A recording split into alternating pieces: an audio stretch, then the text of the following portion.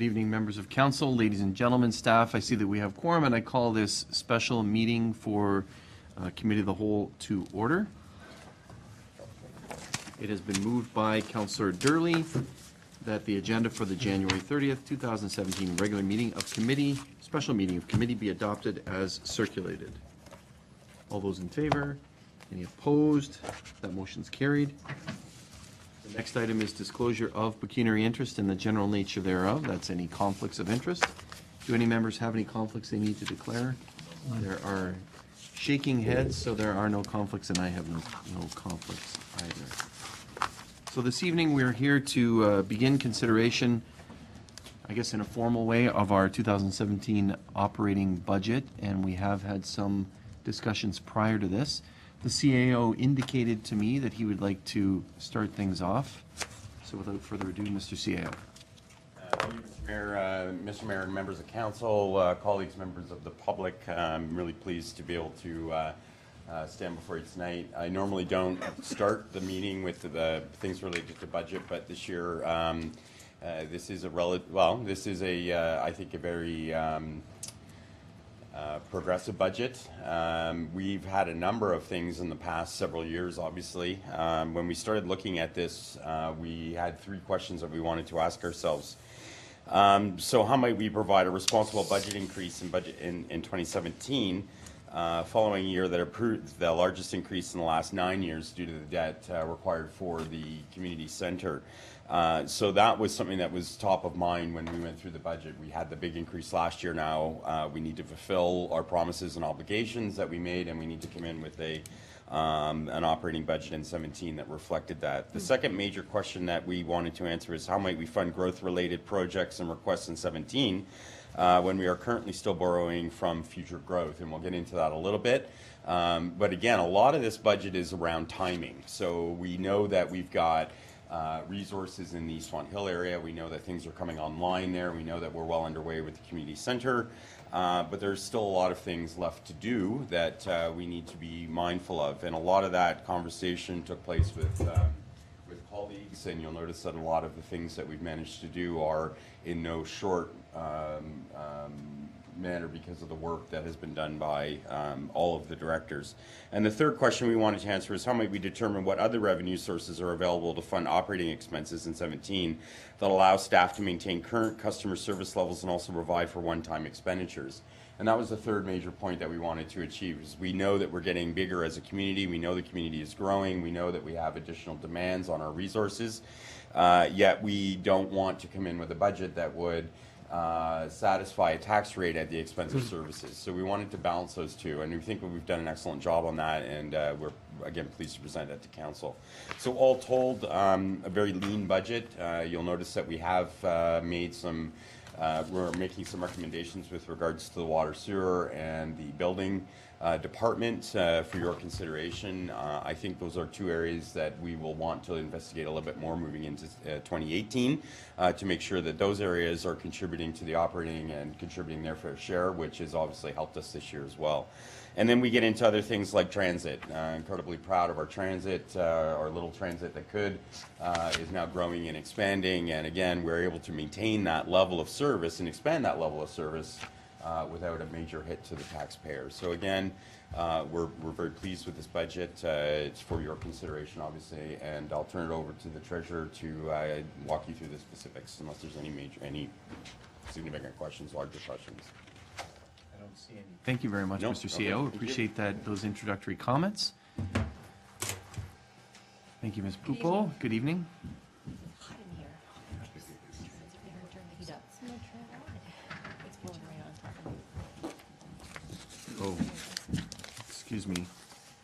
The clerk has indicated that I thought the order was the other way. If you forgive me for a second, Ms. Pupo. We do have the transit report first to receive for information. It provides a little bit more information. So that has been moved by Councillor Papp. Be it resolved, the Committee of the Whole receive the Recreation, Culture and Wellness report respecting Pelham Transit continuation 2017 for information. Are there any questions or comments regarding that transit report? and some of those might come out in the budget discussion. Councillor Papp? I was very pleased to move this. I just wanted to share with members of council and staff, there is a movement taking place right now amongst smaller municipalities and nonprofit groups, i.e. Red Cross and a few. In fact, we'll be meeting on Thursday to discuss how we can link in with the smaller transit authorities to see if we can expand it into areas where the traditional intermunicipal transit is proposed.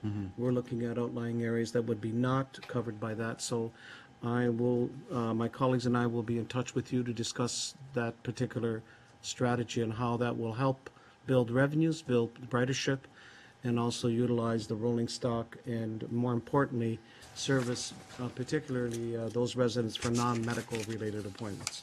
Thank you, Mr. Mayor. Thank you very much, Councillor Papp. I think the report does allude to the potential expansion that staff want to work with local municipalities on, specifically Waynfleet and West Lincoln.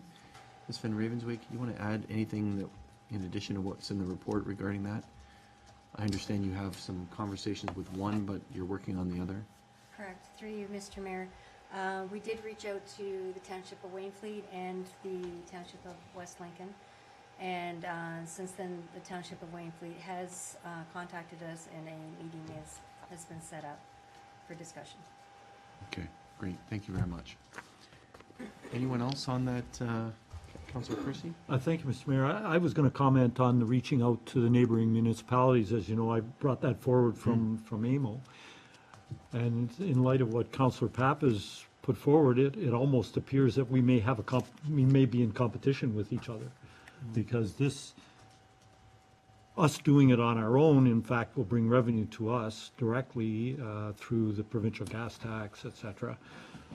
Whereas your proposal may be contracting out from the municipality as opposed to us providing it with our little unit.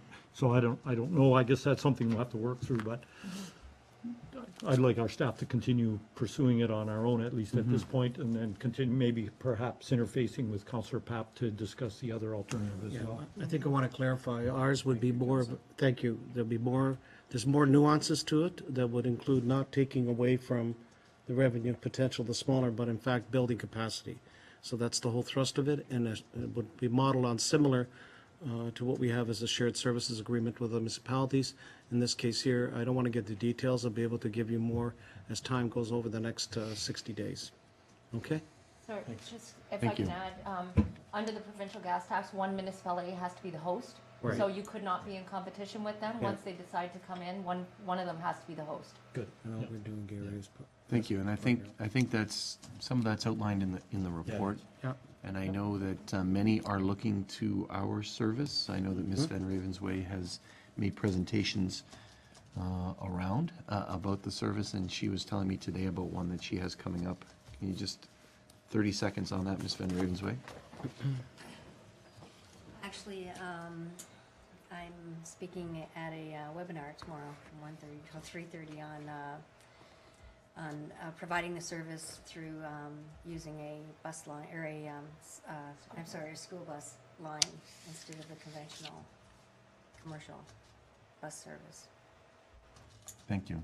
And I think when the service was first brought in as a pilot, and I think that's why many have come to Pelham to get more information, it was innovative in the sense of others just say, well, just buy it off of another transit provider versus working with a company. So all that. Oh, Councillor Durley, go ahead, sir. Thank you, Mr. Mayor. Just wondering, the report points out estimated revenues of around $20,000. Is there advertising and that type of thing that can be incorporated into a revenue stream?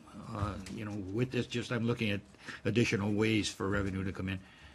Through you, Mr. Mayor, yes, a portion of that is through what we call sponsorships. This is our second year of sponsorships, and already we've been getting inquiries and existing sponsors wanting to up their sponsorship level. So that's very encouraging as well. This is a conservative revenue.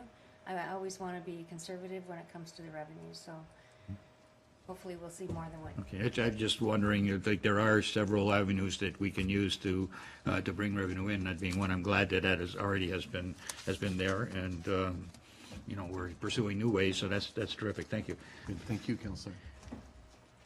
Anything else on this? There's always the option to discuss it further once we get into the numbers. I was kind of hoping that Counselor Kersey would raise the issue that he raised last summer about the fair Oh, the ferry. amount, and maybe let's do that when we get to that tab Yeah. in the budget, if you don't mind. But I would encourage you to think about that a little bit further, as I know you have, Yep. and perhaps talk to colleagues about that. Okay.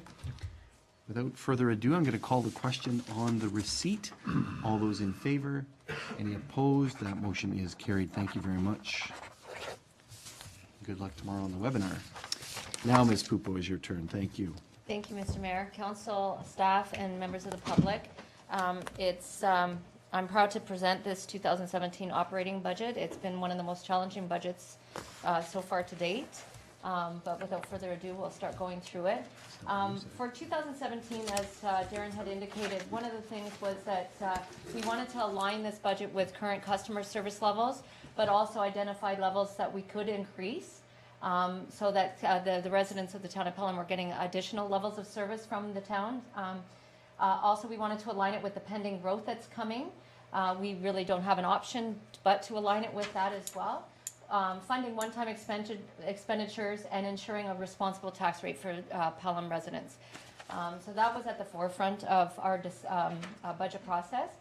The overall increases in some departments are required to maintain customer service levels. So you'll see that as you go through the book and through the tabs within each department, there are some areas where there's increased customer service standards, and those are showing out as the difference between last year's expense and this year. It also includes those items approved by the pre-budget meeting from the public open house. Includes municipal grant recommendations presented to council. That is that $40,000 that council has approved or can consider it as part of the budget tonight. Pelham Transit, Maple Acres request, and the airport request have all been considered within this budget as well. And again, the ratepayers are at the heart of every decision that we made with respect to this budget and the tax levy increase we're proposing for council. Again, these are, I like to bring this forward so that we can show council and the members of the public that we've heard budget requests from individuals within the community, and we have made decisions based on those budget requests with respect to how we are going to manage them.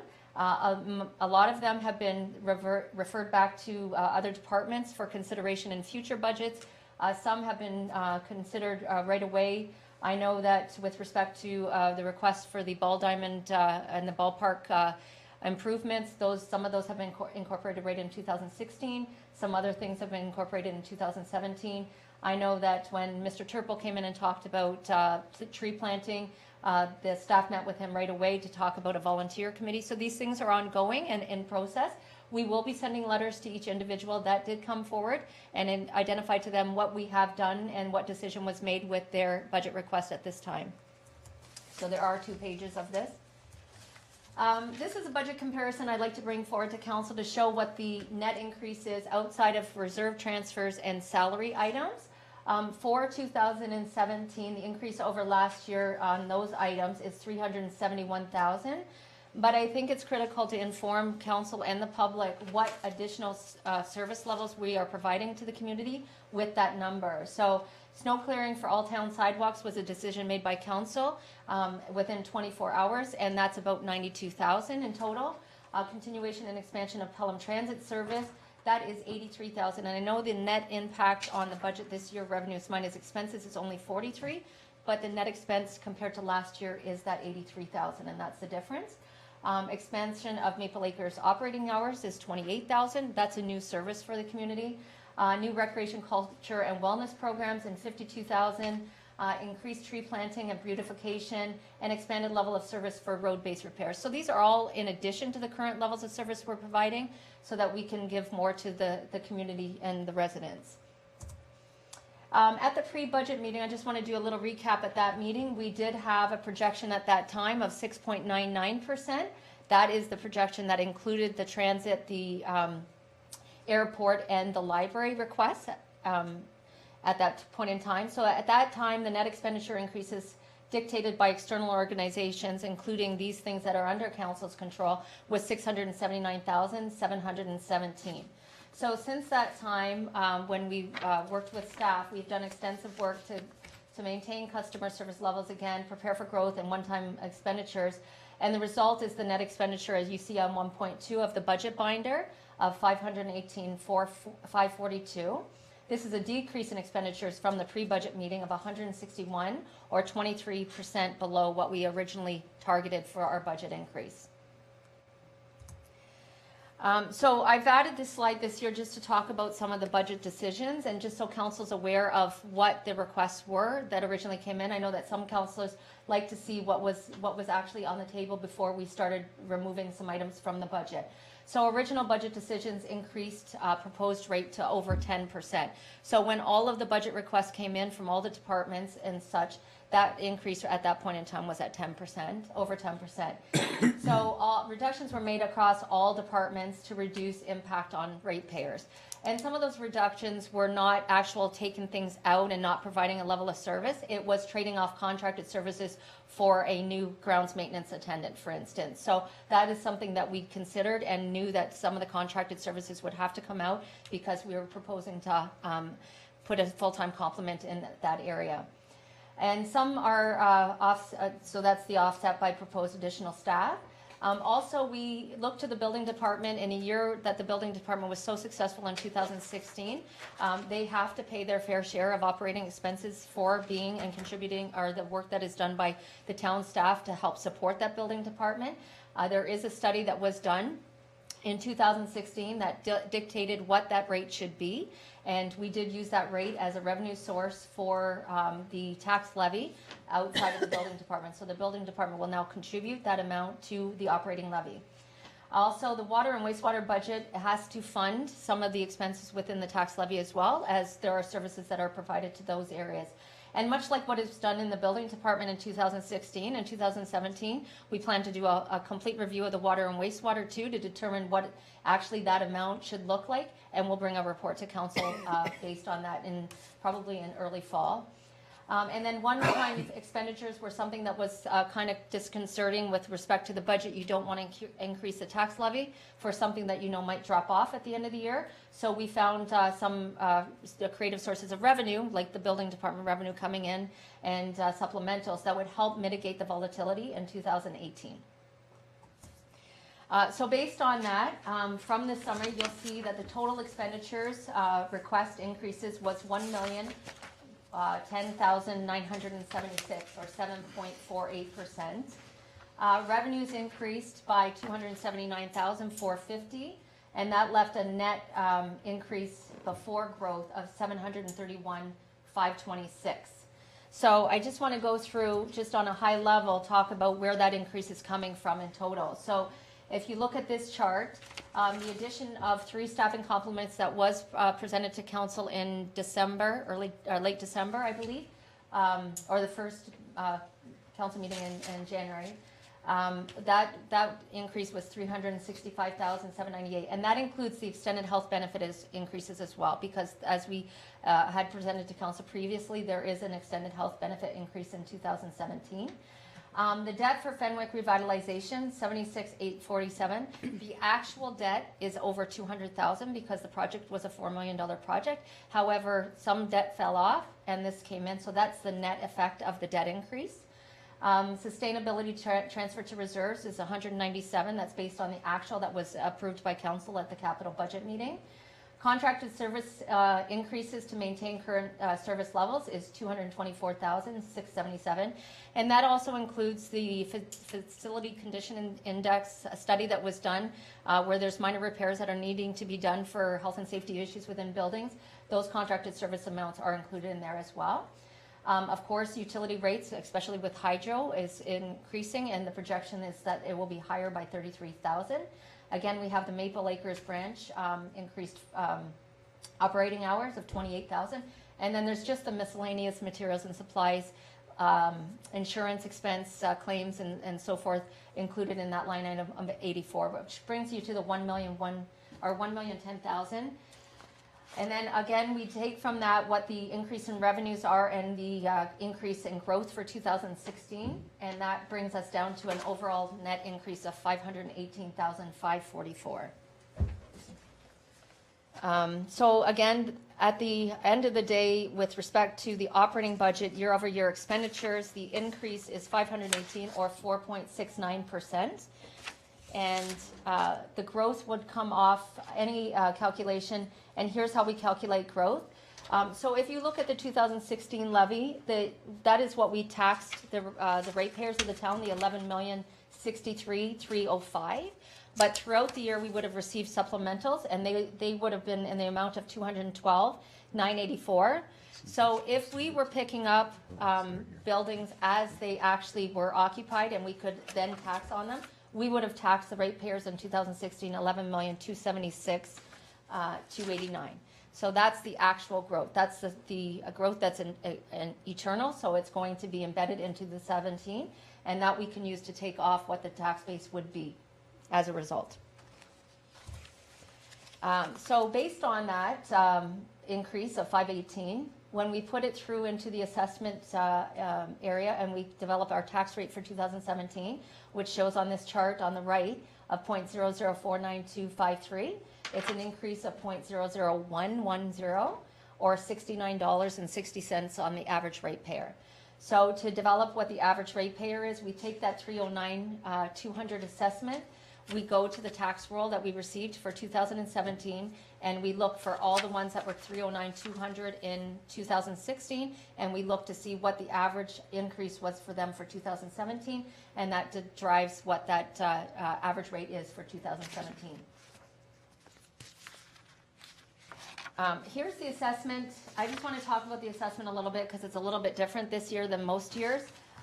As you can see, the residential component went up 4.4%. Multi-res dropped. Commercial overall dropped. Vacant units are negative, but the commercial occupied is positive, but overall there's a drop in that rate. Although farmland went up 6%, it is weighted at 0.25% on the assessment roll, so it really doesn't have a huge impact on how much it's paying to the tax base. But for 2017, the tax base went from 90.01% residential paying for taxes to 90.27. So that's a significant increase for the residential ratepayers, that they're going to pay a little bit more than the other categories this year just because of that. So we've had significant growth in residential, and in 2016, that's what was picked up, is that residential growth.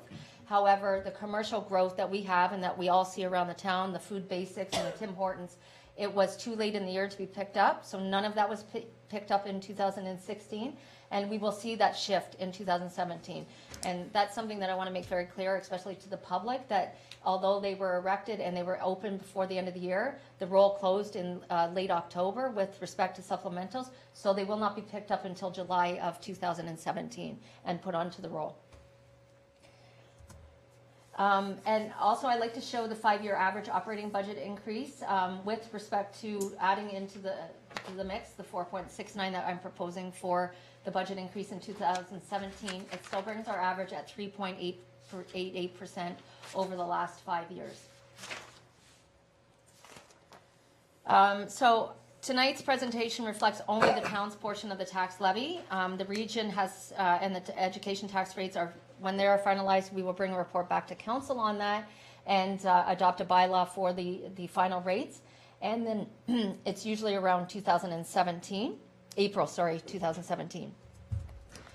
And with the operating budget, I've not gone through each individual department. I've just kind of synopsis what the overall increases are in that increase schedule. But if council would like to go back to the sections and discuss that, I'm open to that. Okay, thanks very much, Ms. Pupo, for your presentation. Do members of council have any questions for the treasurer? Councilor Riviac can start us off. Thank you. Thank you, Mr. Mayor. Just for clarification, you indicated that the new properties, commercial properties, won't be picked up until later on. But when they're picked up, will they not be responsible for a tax burden that comes all the way back to the time they opened? Absolutely. So how does that figure into all that? They will be taxed from the time that they became occupied. So for instance, Food Basic, I think it was November 17th that they opened. So the taxation would be as of that day, and they will be back billed for that. But that's not showing up in your, No, yeah, it's past the point of showing up for 2016 right now. So what'll happen is the growth will be embedded into 2017, but it won't be embedded into the roll until 2018. So we will get a supplemental, and it'll tell us how many years back you have to bill. Sometimes we bill 3 years back for back taxes owing because of not being picked up on the Right. roll or not being picked up on supplementals. Can you go back to the pre-flip chart? That may help the counselor as you explain it. So what happens is we get a report from MPAC. The assessment per budget is what we would have had, and that's the roll. So when the roll comes in, that's what we base our budget on. We have no other assessment values. What happens at the end of December, they do a pre-flip, as they call it. So before the assessment that is the 4-year increasing, they do what just happened in your municipality in that year based on the assessment that you used for 2016. So when they give us that, that picks up all of those things that we might have missed. So it shows me here where the difference is 212,984. I technically should have had that on the roll, but I got it in year. So it's revenue that we get in. It goes into the revenue account for supplementals. It can be, it's used to help offset expenses or whatever in that year, but we won't see that commercial until it comes in July. okay, thank you. And through you, Mr. Mayor, I guess what the answer that I was looking for was that indeed when you receive it, it's used this year to offset expenses. It's used to balance the reality, even though it doesn't show up in the budget. Yes, At on this an point. annual basis, we usually budget about $75,000 for supplemental revenue. Okay. In the last couple of years, we've gotten about 185. This year, or 2016, we got 212,000. So we don't necessarily, we know that we budgeted only 75, so some of it can help offset expenditures that were unknown, or some of it can be surplus in that year that we put into a work of funds reserve or a reserve that council dictates at the time that I bring that report forward. But yeah, we don't estimate that we will have any more than the 75,000 for the sake of just being conservative with future growth. You're being conservative around revenues, and Yes. that makes sense. Thank you. Sorry, just on that, my understanding is you're actually increasing that by a significant amount this year, though. That's right. So for If you could go through that, 2017, Counselor, if you turn to page 2.1, under Finance Department supplemental revenues, and then the treasurer will So for explain. 2017, one of the things I spoke to is funding those one-time expenditures. So we have a number of one-time expenditures that will fall off at the end of 2017. One, as an example, is the position in the clerk's department that was requested by staff for the retention management that will assist all of departments. It is a one-time expenditure, so we increase the supplementals by the same amount as the cost of that expenditure, so that in 18 we can remove both of them and it's no impact on the budget. So we don't want to arbitrarily inflate the supplementals because we can't rely on growth for our revenues for indefinite periods of time. We can do it for these offsetting ones when we know that the growth is going to be substantially more than we've received in the past. Okay? Thank you, Mr. Mayor. Okay, thank you. Who's next? Counselor Kersey, you're poised, so please go ahead. Thank you, Mr. Mayor. I actually told my wife I wasn't going to say anything tonight because actually I think this is a very creative, well thought out, obviously hard worked on budget. And I must say that your presentation tonight is probably the best budget presentation I've heard since I've been on council. It was very clear. It was explanatory, it helped us, and it certainly helped the public, so kudos to you.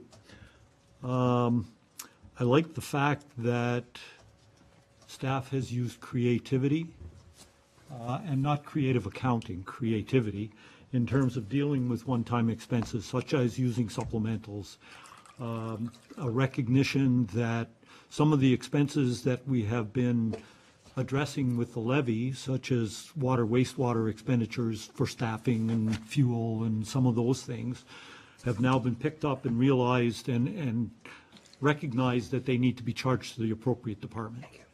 And so I think those sort of things are the type of creative thinking and intuitive thinking that we need when we're faced with difficult circumstances such as we are.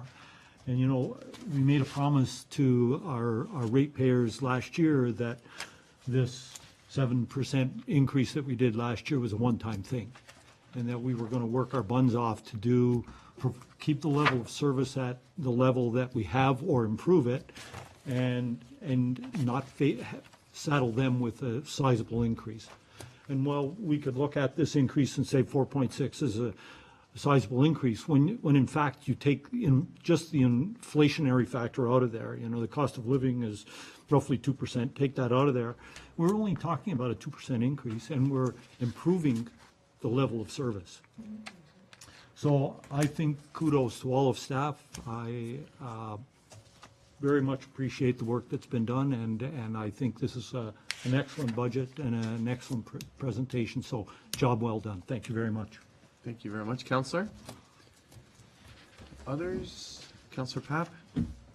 Well, picking up with Councillor Kersey says, I'm going to be a little bit more succinct.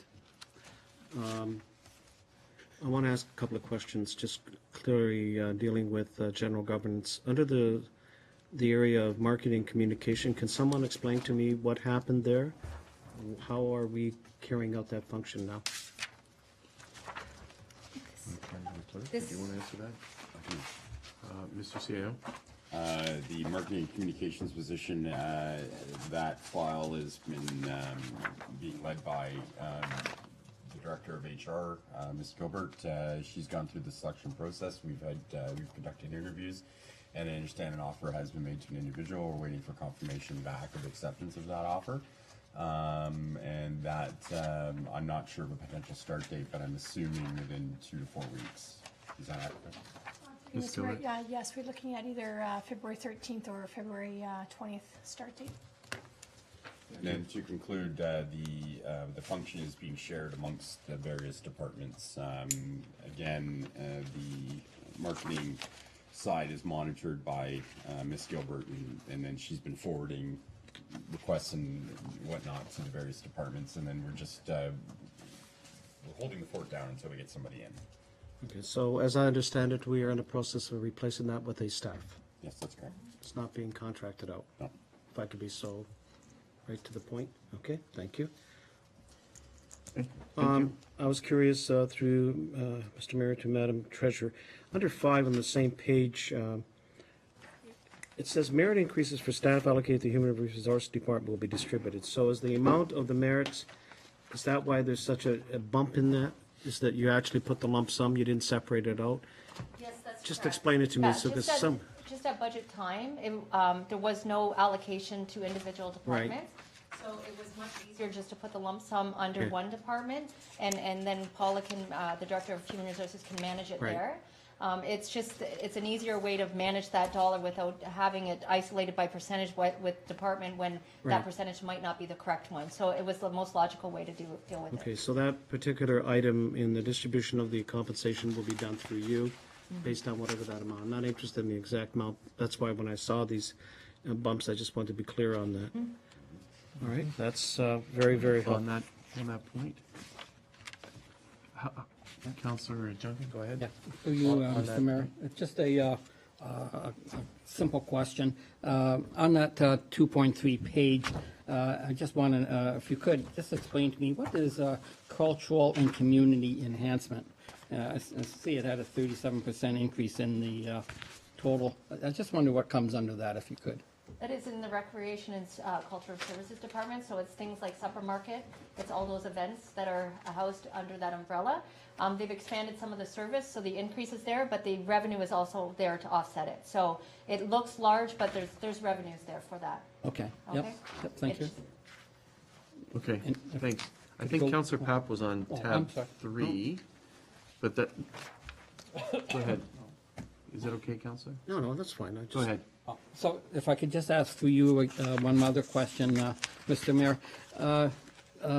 Ms. Pupo, when we see the wages and benefits, 31.61 and 8.32, if we also added, and would you also add the contracted services at 7.62 to get a total figure for a more accurate figure for what the percent of the budget actually goes to wages and benefits? Would you put that contracted services in that group also, or not? Which page are you looking Well, at? I'm looking at a 2.5, and so it has, for 2017, you've got the top three categories of wages, benefits, and contracted services. No, contracted service, sorry, through you, Mr. Mayor. Contracted services are things like snow clearing, contracted services. So they're not part of a wage. A wage is the Okay. employees that we have in-house that sign a contract with us to be employees of the town. Okay. Counselor, are you looking at page 2.5? Yes. Yeah. Yes. Thank Yeah, you. I was just wondering if that would be fair to put those all together, but you're saying no, contracted services. Completely separate. Okay, yep, thank you. Okay, thanks. Sorry, my question, and we're not necessarily going through the sections, although I'll do that. I did wonder if anyone had questions about that particular section that Councillor Papp was on, so, but that's okay. I did have a question about that piece that actually Councillor Papp was asking in terms of number 5 and the explanatory notes on general governance 3. What we heard was that, or I understand, Madam Treasurer, you said that it's the merit increases are put into that line and then they'll be distributed. So when we look at the budgets next year, how do we make that comparison? Will that be the same case, and then the various lines or things will change as a result of that? Yes, well, we haven't really determined how we're going to manage it accounting-wise right now. We can readjust the budget to align it with the actual costing that's in the individual departments. So between Charlotte and I, this is all new for the accounting department with respect to how to manage it this way, because typically we have the information and we put it in along all the line items within the salaries. So we can either leave it as such and then just make reference that the merit increases are offset by the amounts that are in the Human Resources Department, or we can realign some of the budgets. The problem with realigning the budgets is when we have a stagnant budget, it becomes our gospel, and that's what we go to and understand. So we're going to come up with some scenarios working with the Director of Human Resources on how to manage that going forward with respect to how the increases will be pushed out to the individual departments, and how do we manage overages in some of those salary areas as compared to budget item. Okay? I think it would, just as you talk about it, I thought initially, when I asked the question, that it would be calculated and changed. But maybe that doesn't make sense, because those merit increases are really for the individual employee as opposed to the position. And so it would perhaps skew the budget itself, which is what you're saying, so. But perhaps you can keep us, or the Director of Human Resources can keep council appraised of how you settle in on that, and then, so that when we do this next year, we can know what the comparison looks like. Yes, our practice has always been to maintain the budget that was approved by council as is. And then any adjustments, we would just highlight to council where that is being funded from, so that you're aware, so that we are not changing that actual approved budget, because it becomes more complicated to do comparisons in the following years as a result. Thank you. Councillor Papp, do you have any other questions under the general government tab 3? No, I think Okay. we've covered that. Do other councillors, I just want to put a little bit of rigor around how we deal with it, if that's okay. Anyone else with questions under tab 3? Okay. Councillor Papp, you had some other questions on other tabs? Just suggestions. In the past, and maybe I'm from the old school, is that sitting on the other side is excellent as a general overview, but I wouldn't mind, and I don't expect it this year, that we have a breakdown of our full-time equivalents and what are available in each department. I have yet to see, maybe there has been, and maybe I've missed it, but just for the sake of clarity, and I'm not going to use the word transparency because I hate that word, but it wouldn't hurt to say that in each of the departments, here is the staffing levels that we have in place. I don't expect it now, but in the future, I would. Yeah, if through you, Mr. Mayor, if I could just ask a clarifying question. I'm sorry, are you asking for salaries broken down by? No. I want bodies, full-time equivalents. No, in all due respect, that in each department, they have the equivalent of, clerks 3.4, and it's broken out. It's just, it helps for the general public to ask, how many people do you actually employ? So, thank you, Counselor. I think before Ms. Gilbert joined the town, we did receive Yes. that. I think it was 2015 was the last one. I can see it in my head of what that chart looked like, and perhaps the CEO can ensure that council gets that, and it would say what the changes were in year to which departments, et cetera. So perhaps that can be shared with council. And Thanks, Mr. Mayor. Because you're adding 3 more positions, correct? That's what we're doing. We're, sorry, through you, Mr. Mayor, we are adding One 2 permanent. positions. One is a community center-driven position. Right. The other is a ground maintenance attendant. The other one is not a permanent ad, it's a contract for 1 year, and that's the one that's covered under the supplemental revenues. I only say that, 2 positions. yeah, it's not in being critical, just it shows that you've included additional staffing requirements for this particular fiscal year. What happens at the end, one's contracted, it just keeps track of where we are as far as staffing component. It's not trying to create problem, it just makes it easier for people to understand. Thank you. thank you, Mr. CEO. Yeah, we can provide that information, Mr. Mayor. Okay. Thank you very much. Thank you. Anyone else on general governance? Okay, who wants to move to another tab? Anyone? Councilor Papp or Councilor? Are there any other questions in some of the other tabs?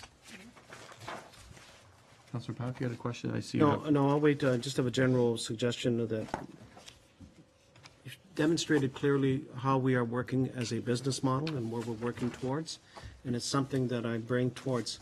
The metrics of measuring how well we're doing is something we've talked about before. At the end of the fiscal year, it'd be interesting to see from our, what I call it, customer satisfaction, how well have we performed in doing all these different things? I'm not asking for it now, but be curious to find out by doing sort of a, I don't know, kind of litmus test or a general survey, just to say, I know we get comments informally, formally, but it'd be interesting to do a general survey to say that we spent these tax dollars and this is the kind of response we got. 65% of our people were more than satisfied with the work that we do. That's just an example of stuff that I'm looking at. Okay. Okay? I don't expect it now, but in another venue I work, the metrics and the health, they have to show how well you've performed. And it sets the standard, and we're at that point now where we can actually start doing that. So for example, I'll just give a small example. I know you have I think it was the tree planting program, you're going about doing that. At the end of the year, it'd be interesting to say, well, we planted, 500 trees in these areas. These are the areas that we did, and we covered off. So the general public has a sense of what we're doing in very strategic spots throughout the town. Thank you. So I'll leave it at that. That's just a general suggestion for metric performance. Thank you. Councilor Papp, we will be receiving sort of summary reports for the entire year, I believe, in February 6th. And it may have some of those metrics, so I'd encourage you to take a look at those, and then we can have the discussion there when we go through each. I'd be happy to. And that will help staff and let staff know the types of things that you're looking for and what other councillors are looking for in terms of the metrics. So I believe there's annual reports in February 6th, is that correct? Well, it would be the November, December cow reports, amalgamated into one report, so you'll get 2 months. So it's kind of a year-end report, but then it's something that we can pull out of those reports. I respect that, and I understand that. What I'm getting at is, what we're getting at is consumer input into that. As to how do the general public look at you, and figure out how well you've performed in those key areas. It doesn't hurt for us to self-evaluate, if you know what I'm going with. Maybe I'm not saying it correctly. And then it gives us an idea of where we can improve, or where we can pat ourselves and celebrate. Yes. Thank you. Okay, thank you very much. Others? Councilor Christie, you want to talk about transit? Oh, I love transit. So do I. Yeah, well, the only thing really I wanted to say about transit is a while back, I brought up the idea of reducing the cost to the individual user to a nominal amount, such that we could say that we're charging, but that it would enhance perhaps our grant from the gas tax, and it might encourage greater ridership. And also to look at using the transportation system for things like touring through Effingham or, that type of thing. So we have a beautiful area. I think that's something we could do to enhance the utilization and up the revenue stream. But I'm particularly interested in the approach that Melbourne has taken in their downtown core and their business core, Melbourne, Australia, that is, whereby they provide transportation for free. And the ridership is phenomenal. And the benefit is that people go downtown to shop and use the business, see the businesses and visit their doctors and what have you, because there's no restriction on the ability to get around. And so, I'd like to know where staff is on that, if we've had any further thoughts about it, or, I know you've been discussing things with the gas tax, and wondered if you had any input on that. Thank you. Who wants to take that, Ms. Van Ravensway or Ms. I just Pupel? mentioned I was going to talk first for a Okay. second, but under the provincial gas tax legislation, you're required to charge a fee. That fee actually becomes part of your service component delivery. So when they calculate the 75% that they're going to give back to you, it is calculated with taking that into consideration as like a cost of doing the service, right, within the town. So if you reduce that, it reduces the amount of actual funding that we will get from the provincial gas tax fund. So that's something that we have to massage out with them, because I know that there was an announcement about additional funding being available through the gas tax fund. But if you put all of that legislative calculations into that question, you still come up with the same number regardless of how much they're offering. You would have to completely expand your service and increase the amount you're contributing to the program, and then they'll increase the amount they're giving you. And that is the information that we know of so far. So we will continue to investigate it and work with the contact that the director has with the provincial office and bring back a report. But I just wanted to make sure that council was aware that anything we do with our revenues affects our costs and affects the gas tax funding component. And maybe you want to talk to it? Thank you. Just to that, it does affect, so if the fare is $5, it's different than if it's $1? Yes. It affects the gas. Every revenue that we get for tax, for the service from the Niagara College, from Brock, is considered our cost of doing business. So that calculates into the 75% of funding that they'll give. So as those things reduce, you get less funding. It's bizarre, but that's the way it works. So we are going to work with them to find out if this new announcement provides something different than what we know of. But if we take it just apples for apples, we're still going to get the same dollar regardless, unless we increase our service levels more. Right. Okay. But we definitely will look into it. Sounds like an odd equation. Yes, it is. Yeah. To add Right. revenue into our service and call it a cost of doing Yeah. service is I thought was weird, but hey, it's the province. It is the province, and it is the Liberals, right? I think we're waiting for Ms. Van Ravensway instead of the counselor. Ms. Van Ravensway. Thank you, Mr. Mayor. The only thing that I would note that, for instance, right now, our fares, you could say that if we're charging the $3, it's not a lot of money, but at the end of the year, we would bring in about $4,500 on just fares, the $3 charge. That's not counting the U-passes or so forth. If we took the fare down to $1, you're talking $1,500. The only way to make up, as Ms. Pupo was saying, is that we would need to increase our revenues in another way, like for instance sponsorships or whatever, to make sure that we keep our revenues up to the point and maybe not hitting the rider for the fare, but increasing revenues in a different way so it doesn't affect our tax, the gas tax rebate. So it would be another sponsorship or a project to keep the fares at the level that we need. Okay. that's helpful. I thought it was a little more straightforward than it appears. And it sounds like staff are working with the province on this. They'll keep us apprised of it.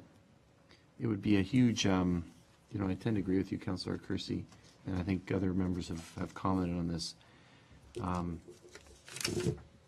For some folks, I know that maybe the $3 doesn't seem like a lot, but for other folks, it is a lot, and $6 a day, starts to add up for individuals. And I know we have the passes, etc. And at the same time, it could be a reduced fare, could be a way in which it would increase ridership, which also I understand is involved in that equation somehow. So there might be a point in which the equation crosses, so that we could somehow boost ridership and encourage folks to take the transit and go green, as it were. So I'm pleased you're on it. I'm interested in it as well, and I know other members of council are as well. And it sounds like we're still working on it with the province, and they're going to get back to us on this. Okay, thank you. Any others? Any of the other items? Councillor Junkin.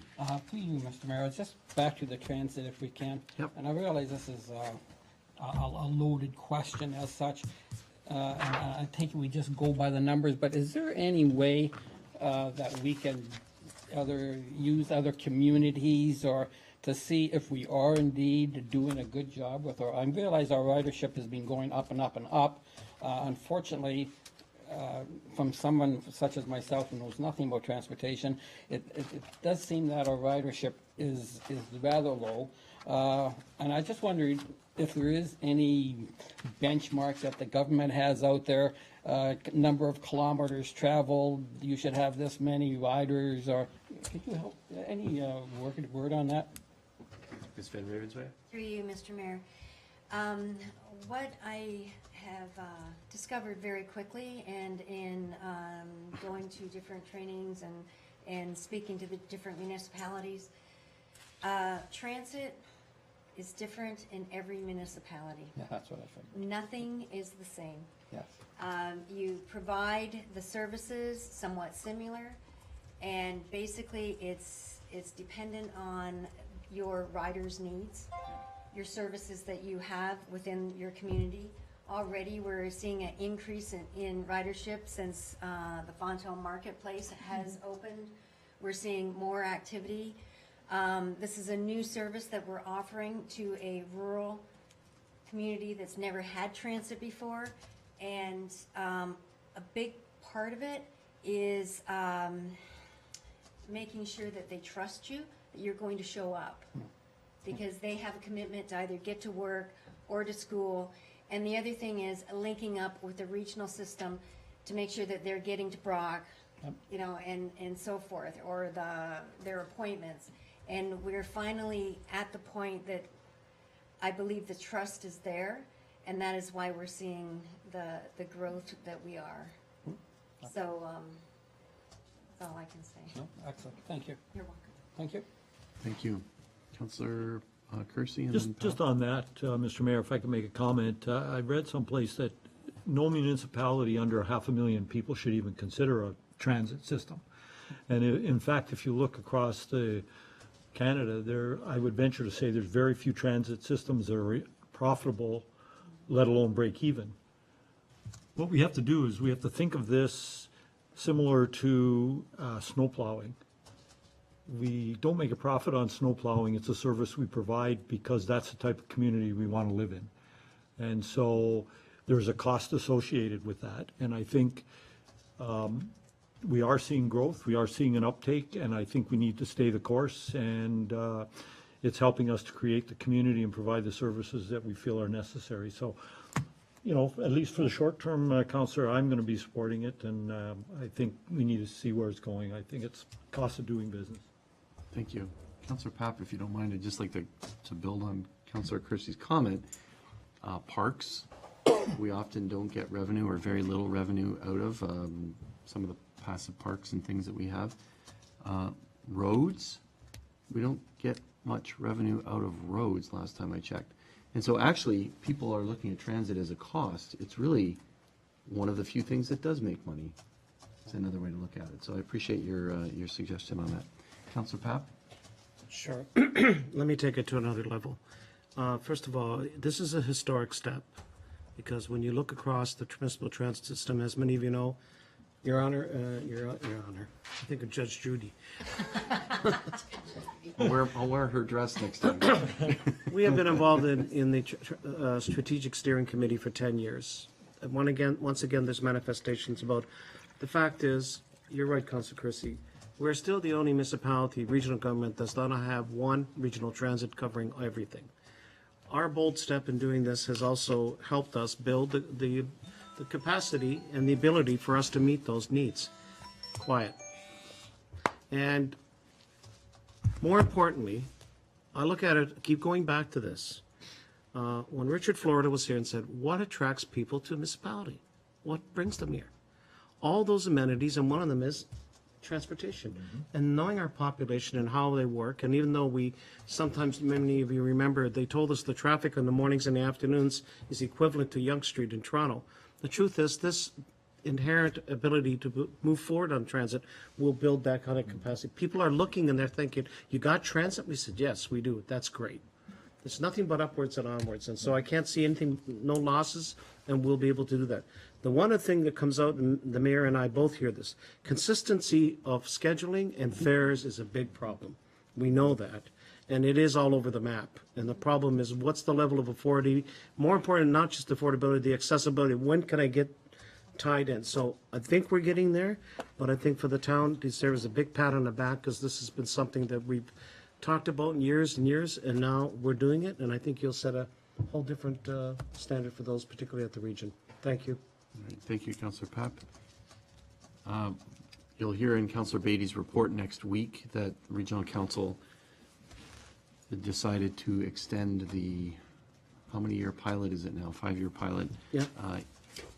Indefinitely until the transit providers are working on the report. So I don't know when that report will be done and when we can work on that. I'm hopeful it'll be done by the end of the year, so that as we plan for 2018, that there's some certainty there.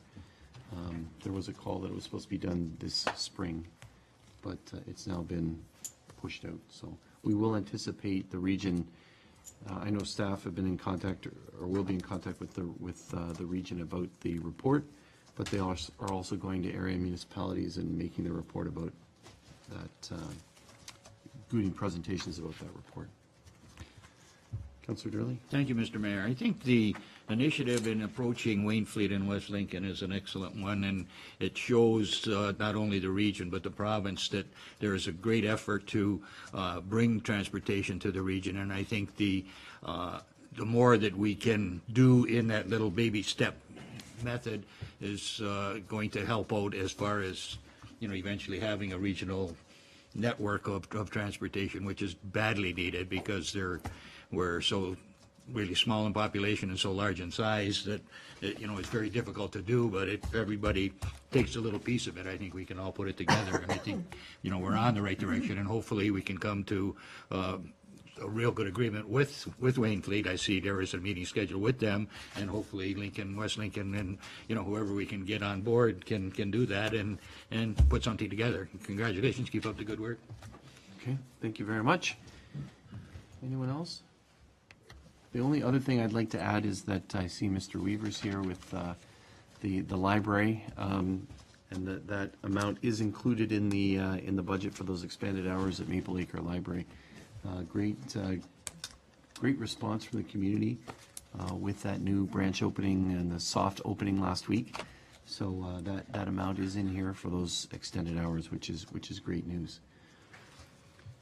Council, I think unless there's anything further, I know that we've talked a lot about this budget. I said formally when I started that this is the first formal presentation of the budget for this year, but we've done a lot of work on this, and we know that staff have done a lot of work on this leading up to it. And I think that's why there aren't surprises here. We knew about the changes in the staffing. We knew about the request from the library. We knew about all of the other items and the call for for additional sustainability, transfer to reserves, and some of the other things. And so we've been working together with staff on this for a number of months. So that's why, when it's all put together in a nice package with a bow on it, there aren't any questions, because we've dealt with a lot of those issues before. So if you're ready for it, I do have a motion moved by Councillor Ribbiak. Be it resolved that Committee of the Whole receive the presentation from the Director of Corporate Services respecting the operating budget, and the 2017 operating budget be recommended for council approval at their next regular meeting scheduled for February 6th, 2017. Ms. Pupel, one item, and I think I was talking to the clerk about this. I know members of the media are here, and they'd be interested in seeing this presentation and council as well, and perhaps posting it on the website. So I'd encourage you to spread it far afield so that folks know what we're talking about tonight, and they don't have to scribble things in the back corner as they've been doing, members of the media. So are we ready for calling the question? All those in favor? Any opposed? That motion carries unanimously. Thank you.